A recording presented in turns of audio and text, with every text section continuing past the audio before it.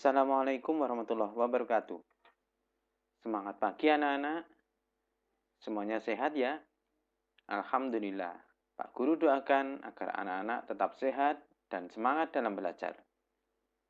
Anak-anak, pada kesempatan kali ini kita akan mempelajari materi di bab 2 tentang istinja dan tayamum.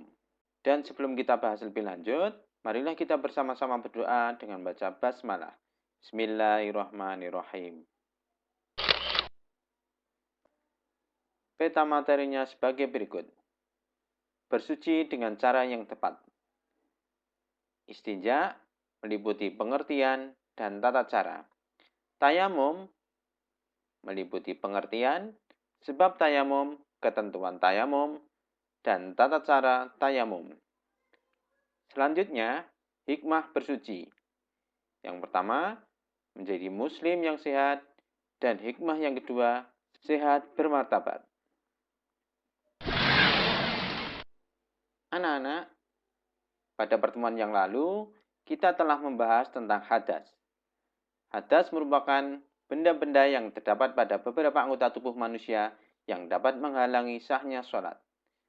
Hadas dikategorikan menjadi dua bagian. Pertama, hadas kecil, dan yang kedua, hadas besar. Cara mensucikan hadas kecil dengan berwudu, sedangkan hadas besar, cara mensucikannya dengan mandi janabah. Sekarang kita masuk pada materi yang pertama. A. Istinja. Arti istinja. Arti istinja menurut bahasa yaitu perbuatan yang dilakukan untuk menghilangkan najis. Sedangkan arti istinja menurut istilah, perbuatan untuk menghilangkan najis dengan menggunakan benda, seperti air, batu, atau benda-benda padat lainnya yang sejenis. Selanjutnya, tata cara beristinja. Anak-anak hebat, istinja berkaitan dengan penyucian najis yang berupa kencing dan berak. Tata cara pelaksanaan penyuciannya diatur secara ketat oleh fikih. 1. Tata cara mensucikan najis kencing dengan air. Anak-anak hebat, terdapat perbedaan cara mensucikan najis kencing dengan air antara laki-laki dengan perempuan. Untuk laki-laki, tata caranya adalah sebagai berikut. Pertama, setelah buang air kecil, berdehemlah beberapa kali supaya urin yang masih tersisa di kemaluan benar-benar habis. Kemudian, lakukan tarikan nafas lebih dahulu sebelum berdehem. Yang kedua, urutlah pelan-pelan dari pangkal ke ujung kemaluan untuk memastikan sisa urin tidak ada lagi. Sedangkan untuk perempuan, pertama, setelah buang air kecil, pastikan sisa urin tidak ada lagi dengan menekan kandung kemih atau menekan kemaluan bagian atas. Yang kedua, cuci bagian dalam kemaluan dengan memasukkan sedikit jari tengah bagian dalam. Selanjutnya untuk laki-laki, cara mengurut dengan tangan kiri, gunakan ibu jari untuk bagian atas dan jari kelingking bagian bawah kemaluan. Lakukan hal tersebut sebanyak 3 kali. Yang ketiga, setelah yakin bersih, basuhlah dengan air dengan tangan kiri maupun bantuan cebok. Cara mengairi dari pangkal bergerak ke ujung kemaluan. Dan yang terakhir, bagian mulut kemaluan laki-laki biarkan sedikit terbuka agar dapat kemasukan air. Selanjutnya yang perempuan. Dianjurkan tidak terlalu dalam memasukkan jari tengah karena dikhawatirkan dapat menimbulkan iritasi. Dan yang ketiga, bersamaan dengan tahapan kedua, basuhkan air dari atas hingga mengalir ke bagian dalam dan bawah kemaluan. Yang kedua, tata cara mensucikan najis berak dengan air. Anak-anak hebat, untuk mensucikan air besar atau berak, antara perempuan dan laki-laki tidak ada perbedaan. Tata caranya adalah sebagai berikut. Yang pertama, setelah buang air besar, Sucikan dulu kencing dengan tata cara pelaksanaan yang sudah dijelaskan sebelumnya. Hal ini untuk menghindari agar sisa urin tidak menciprati air yang kita gunakan bersuci, atau berarti anggota tubuh lainnya maupun pakaian yang dikenakan. Yang kedua, setelah penyucian najisnya kencing selesai, mulai alirkan air dari selangkangan hingga mengalir ke lubang dubur. Cara mencucikan yang ketiga, bersamaan dengan mengalirnya air, gunakan tangan kiri untuk menggosok-gosok dengan menggunakan jari-jari tengah bagian dalam dan diputar-putar hingga lubang dubur terasa kasar. Yang keempat, dianjurkan untuk memasukkan sedikit jari tengah ke dalam lubang dubur sambil digosok-gosokkan. Dan yang kelima, lakukan hal yang sama terhadap sisi-sisi lubang dubur untuk memastikan tidak ada lagi sisa kotoran. Yang keenam, jika lubang dubur dan sisi-sisinya sudah terasa kasar, maka bersuci sudah dikatakan berhasil. Yang terakhir, untuk membersihkan tangan yang digunakan, gosokkan tangan kiri, terutama jari tengah, dengan benda-benda sekitar yang kasar. Sambil digosokkan, alirkan air secukupnya hingga jari-jari dan telapak tangan terasa kasar. Sekarang yang B, tayamum. Pengertian tayamum. Secara bahasa, tayamum adalah berniat melakukan sesuatu. Sedangkan menurut istilah, tayamum merupakan pelaksanaan mengusap debu ke wajah dan kedua tangan dengan syarat-syarat tertentu sebagai ganti berwudu dan mandi besar. Anak-anak hebat, tayamum sebagai pengganti wudu dan mandi janabah adalah sebagai rukhsah atau keringanan yang diberikan oleh Allah. Sebab-sebab diperbolehkan tayamum. Anak-anak hebat, ada beberapa sebab yang menyebabkan seseorang boleh melakukan tayamum.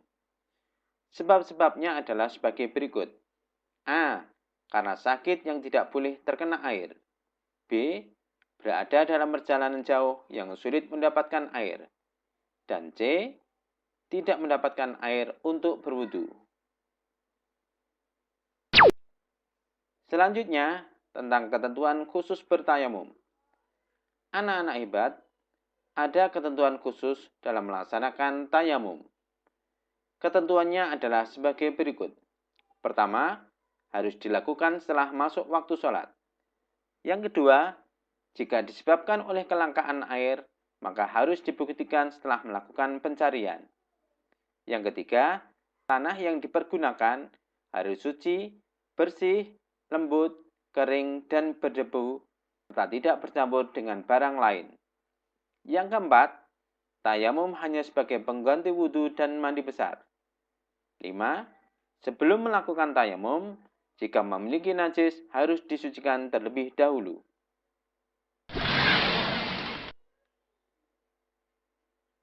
Ketentuan selanjutnya, tayamum hanya bisa dipergunakan untuk 1 kali sholat wajib. Yang ketujuh, tayamum memiliki 4 rukun.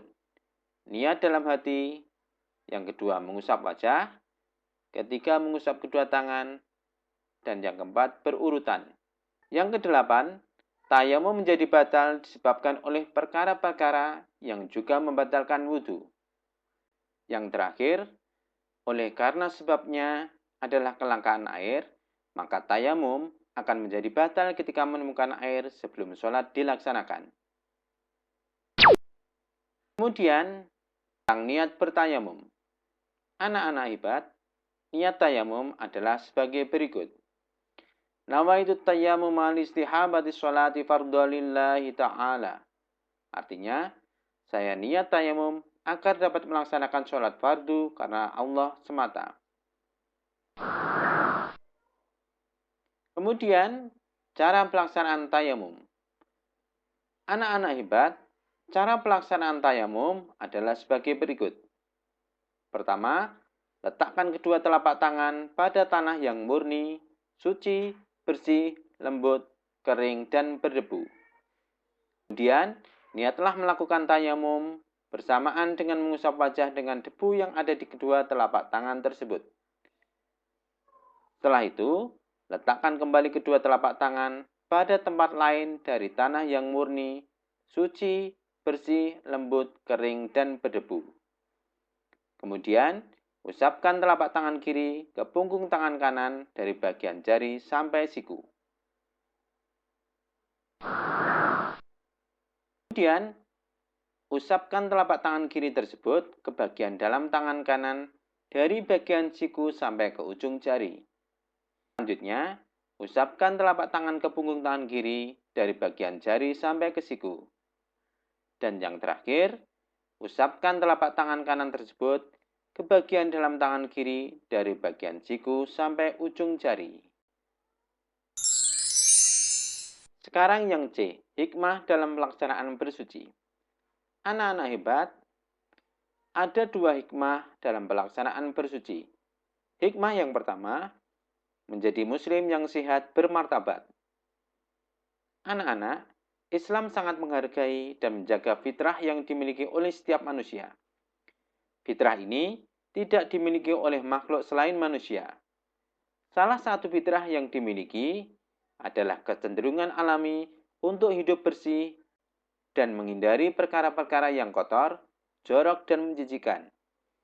Orang yang selalu bersuci berarti menjaga harkat dan martabat manusia di hadapan Allah Subhanahu wa taala.